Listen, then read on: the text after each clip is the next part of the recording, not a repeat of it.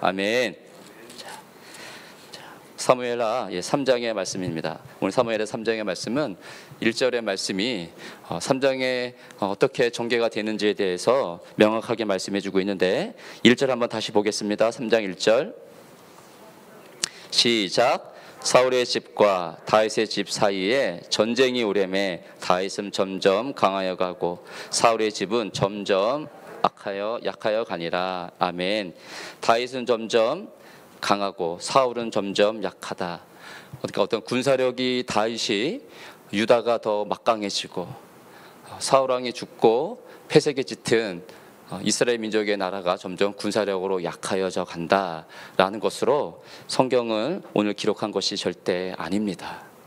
그러니까 다윗이 점점 강하여져 간다는 것은 하나님께서 다윗을 세운 그 하나님의 은혜성 앞에 다윗이 더 어떻게 해요?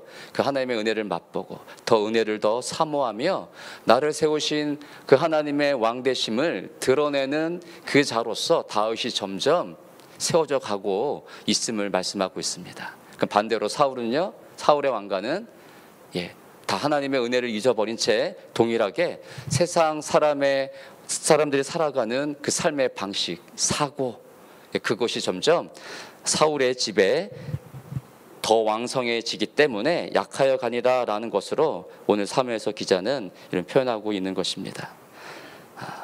무엇이 우리가 강해져야 되는가라는 것 다시 한번 꼭 돌이켜 보십시오. 내가 정말 강한가 약한가, 무엇으로 강하고 무엇으로 약한가. 그러니까 하나님의 은혜를 받은 자로, 여기 서 있는 자로 그 하나님의 은혜를 더 사모하고 은혜를 더 간구하며 어떤 일을 행할 때 그 은혜를 통해서 하나님이 하시는 방법대로 하고자 하는 신앙인의 모습으로 내가 날마다 서 있는지 그걸 보셔야 됩니다. 여러분, 왕이 세워지기 전에 이스라엘 민족에게 있어서의 그 통치의 방식이 있었습니다. 이스라엘 민족에 있어서 우리도 왕을 세우십시오, 왕을 세워주십시오. 그 모든 외치는 이스라엘 민족들의 그 바람은 이방의 강력한 왕들의 국가의 모습을 보고 왕을 세워달라고 한 요청이었습니다. 근데 하나님께서요, 그 요청을 받아들이시죠. 그럼 하나님이 동일하게 이방의 그 강력한 군사력과 왕권을 가진 그 왕을 이스라엘 민족에게 하나님께서 세우시겠습니까? 아니죠. 그럼 하나님이 세우시는 그 소리를 듣고 세우시는 하나님께서 세우시는 왕은 어떤 왕일까요? 진정한 왕이신 하나님을 드러내는 자로서, 하나님을 비추는 자로서, 하나님을 보이는 자로서 하나님께서 왕을 세우시죠. 그렇죠? 그래서 왕을 세우기 전에 이스라엘 민족에게 있어서 하나님께서 그들에게 어떻게 하나님을 나타내느냐, 그 방식이 있는데 제사장을 통해, 제사를 통해 제사장 나라를 만드는 그 모습, 그 방식이 왕이 있기 전에 하나님께서 이스라엘 민족에게 나는 하나님이다 라는 것을 보여주는 방식이었습니다. 그건 곧 제사장이 제사를 지내 피를 뿌려 하나님 앞에 고스란히 연락되어질 때 하나님이 그 피를 받아 동일하게 하나님도 우리 가운데 희생을 통해 나는 하나님이다. 그러니까 제사장은 어떤 역할을 하는 겁니까? 나가 오늘 몸을 정결하였기 때문에 나의 이 거룩한 제사를 통해 하나님 반드시 응답하리라. 아닌 거죠. 하나님이 제사 드리라고 하는 그 방식, 고스란히 제사장을 세워 나는 내 것이 아닌 하나님의 방법으로, 하나님의 말씀하신 대로, 하나님의 은혜가 내려오지 않으면, 하나님의 희생이 내려오지 않으면 이 제사를 통해 하나님을 만날 수 없는 그 상황을 알고 제사장은요, 하나님을 두려워하며 하나님을 기대하며 온전히 우리의 이 희생의 제사가 동일하게 하나님의 희생으로 말미암아 우리 가운데 비추이시기를, 우리 가운데 임재하시기를 제사장은 그 마음으로 제사를 드려 하나님이 임재가 있었다라고 하면 그것이 곧 누구에게도요, 하나님이 세우시는 이스라엘 왕에게 있어서도 비춰져야 될 모습인 것이에요. 그게 강한 겁니다, 여러분. 성도에게 있어서 강한 건 바로 그거입니다. 우리에게 주신 말씀과 우리에게 주신 하나님의 소명으로서의 부르심 앞에 내가 그 삶의 모습을 비추며 살아가고 있는가? 강한 겁니다. 세상 앞에서는 우리가 강할 수 없겠지만 결국에는 그것이 하나님은 점점 다윗은 강하여져 가고 사울의 집은 점점 약하여 가려는 말씀 속에서 우리 가운데 주시는 여러분 말씀인 것입니다. 오늘 본문에 있어서 이 세상적인 것으로 살아가는 사람들의 모습과 하나님 앞에서 은혜를 구하며 그 하나님의 모습을 비추는 사람의 모습이 명확하게 드러납니다. 그러면 세상의 방식으로 통치의 방식으로 살아가려는 대표적인 사람의 모습을 오늘 보니까 사울 이스라엘 민족에 있어서는요 아브넬, 남유다에 있어서는 요압이 세상의 방식으로 살아가는 모습으로 명확하게 드러나고 있습니다. 6절 보십시오. 6절 읽어보겠습니다. 시작. 다윗의 집 사이에 전쟁이 있는 동안에 아브넬이 사울의 집에서 점점 권세를 잡으니라. 군대 장관 이제 사울이 죽고 이스보셋이 왕이 됩니다. 근데 2장에 보니까 아브넬이 이스보셋을 왕으로 세웁니다.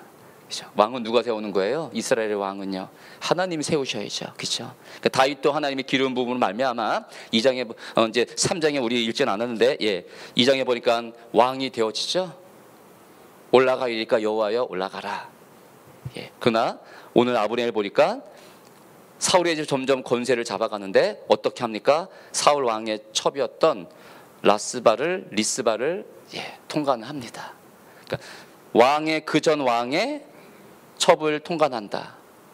왕보다 내가 더 권세 있는 자다라는 것 갖다가 대표적으로 보여줍니다. 그게 누구였습니까? 또 압살롬이었죠. 요압은 어떻습니까?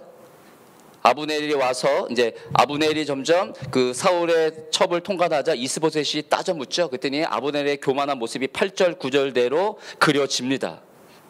8절 9절의 모습이 내가 너를 세웠거늘 왕으로 내가 이 힘으로 모든 걸 다윗에게 넘길 수 있음에도 불구하고 내가 너를 왕으로 세웠거늘 내가 이 첩을 한번 통과했다고 나한테 이렇게 말을 할 수 있느냐라는 것으로 왕인 이스보셋에게 따져 묻습니다. 이스보셋이 꼼짝하지 못하죠. 그래서 아브넬이 이스보셋을 배반을 하고 어떻게 합니까? 통째로 본인이 다윗에게 이 북이스라엘을 넘겨주겠다라고 하고 지금 다윗을 찾아가고 있는 것입니다. 교만인 것이죠, 여러분. 내가 할 수 있기 때문에 이렇게 하고자 말겠다라고 하는 그 마음 속에서 대표적으로 아브넬의 교만을 볼 수 있습니다. 유대에서는 누구를 볼 수 있습니까? 요압을 볼 수 있습니다. 이제 그가 언약을 갖고 와서 다윗과 만나고 서로 약정을 맺고 평안히 잔치를 베풀고 다윗이 아브넬을 다시금 돌려보냅니다. 그렇죠? 그래서 가고 있는데 그때 요압이 군사들과 함께 적군을 치고 크게 노력을 하고 와 보니 이제 요압에게 이 사실에 대해서 이야기해 주는 사람이 있었습니다. 요압이 이걸 듣고 다윗에게 또 따져 묻죠. 아니 왜 그렇게 했습니까? 지금 아브넬은 언약을 맺어 서로 이 나라를 합치려고 한 것이 아니고 또 다른 계획이 있음을 왜 왕이 그거를 못 보겁니까? 라는 것으로 왕 앞에 자신이 해야 될 말을 다 합니다.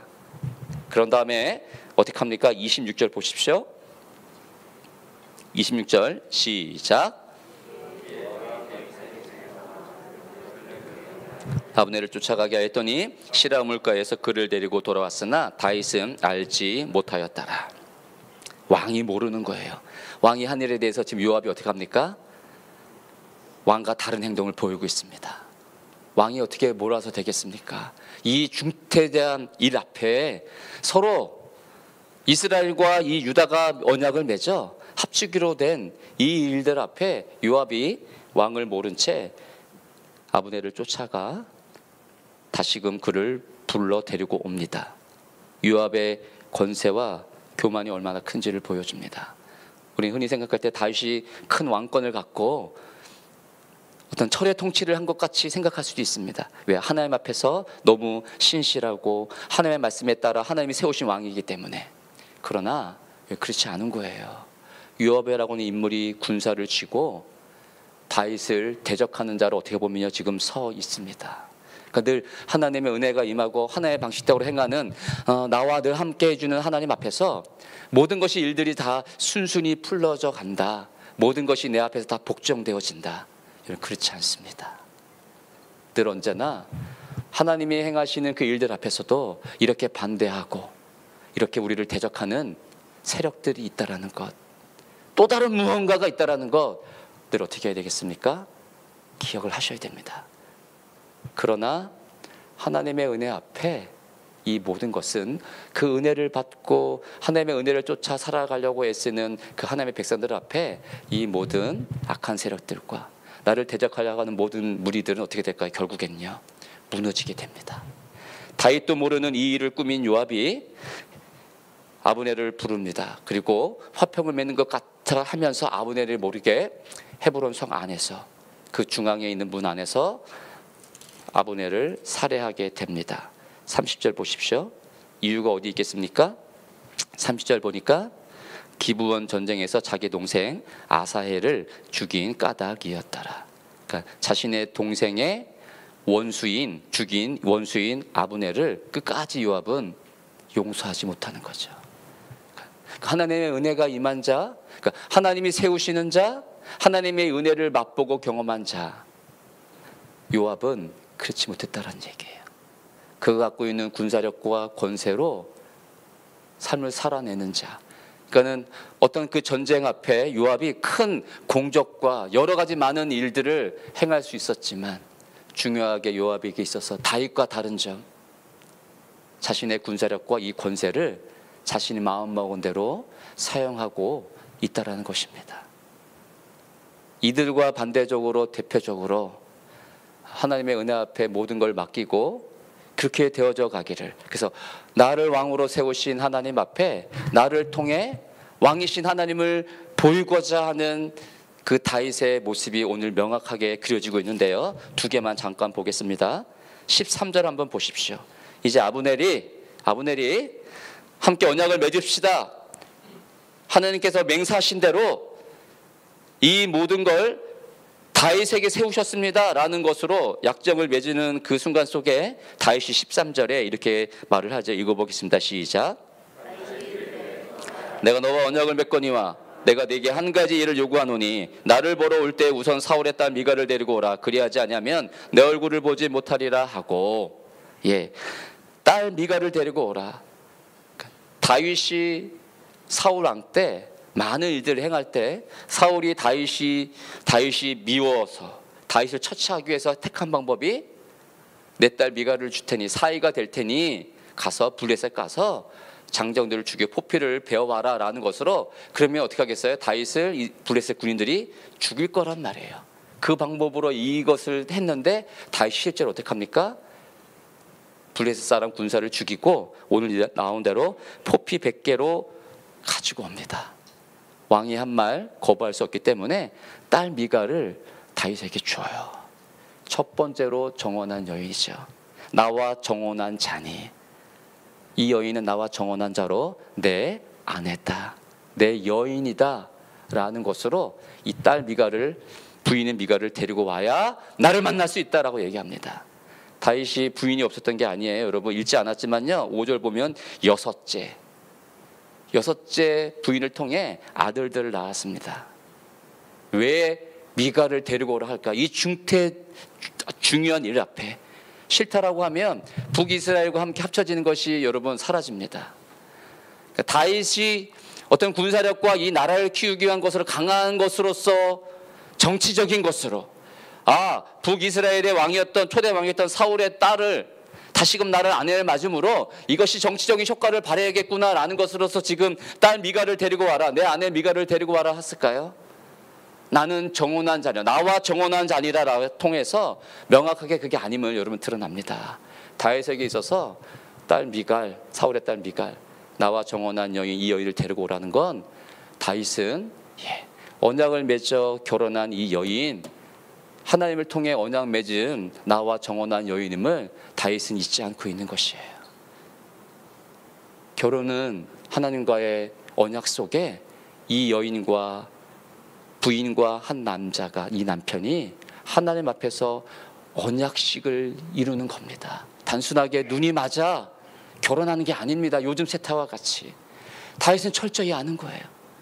왕을 세우신 하나님의 은혜와 그 언약만 기억하는 것이 아니고 자신에게 일어난 모든 일들은 다 무엇으로? 하나님이 이루시는 약속 앞에 하나님께서 행하시는 것을 다윗은 기억하고 그것을 잊지 않고 그러한 삶을 살아내려고 하는 다윗의 모습이 있는 것입니다. 이미 다른 남자의 남편이 되어진 미갈 데려오지 않아도 아무 문제가 없었습니다. 그러나 나와 정혼한 자니 꼭 기억하셔야 됩니다, 여러분. 잘 되는 일, 내가 원하는 일 앞에서만 하나님의 약속을 기억하지 마시고요. 잊혀져 온 것 같고 내게 아무 유익을 주지 않고 이것을 취하여도 내게 아무런 효과를 주지 않는 일이라 할지라도 하나님께서 나와 약속을 맺어 이루겠다라고 약속하신 그 일은 여러분 잊지 않고 하나님이 이루어 가십니다. 그러니까 눈을 들어 보니 소돔과 고모라가 너무 좋은 땅이에요. 그것이 다가 아닙니다, 여러분. 나와 하나님이 언약을 맺어 하나님의 은혜를 부어 내가 너를 자녀 삼으리라. 그 말씀 앞에 혹시 이루지 못하고 기억하지 못하는 하나님과의 그 먼 잊혀져가는 기억 속에서 나에게 말씀하셨던, 내가 하나님께 또 약속을 드렸던 그것이 무엇인지 여러분 꼭 기억하셔야 됩니다. 마지막 한 가지 더요. 마지막 절 39절 보겠습니다. 39절 시작. 수레의 아들인 이 사람들을 제어하기가 너무 어려우니 여호와는 악행한 자에게 그 악한 대로 갚으실지로다 하니라. 아브넬이 죽자 다윗이 장사를 지내고 슬퍼합니다. 먹지 않습니다. 그래서 온 백성이 36절 보니까 기뻐하며 이것은 왕이 그렇게 한 일이 아니구나 라는 것으로서 백성들이 보고 기뻐합니다. 무엇을 보고 기뻐하는 걸까요? 그렇죠. 다윗의 모습 속에 하나님과의 언약 맺은 은혜를 주어 부은 하나님의 모습이 보이니까 백성이 어떻게 해요? 무슨 일을 하든지 무리가 다 기뻐한다라는 것입니다. 그래서 39절 보니까 이렇게 고백하죠. 기름 부음 받은 왕이 되었으나 오늘 약하여서. 그러니까 하나님 앞에 기름 부음 받은 다윗도 약하다라는 거예요. 누구 앞에? 요압과 그들의 식구들 앞에. 나는 약하다. 우린 다 그런 존재입니다, 여러분. 그러나 하나님의 은혜를 우리를 강하게 하는 것이에요. 다윗이 어떻게 합니까? 이 사람을 제어하기가 너무 어려우니 여호와는 악행한 자에게 그 악한 대로 갚으실지로다.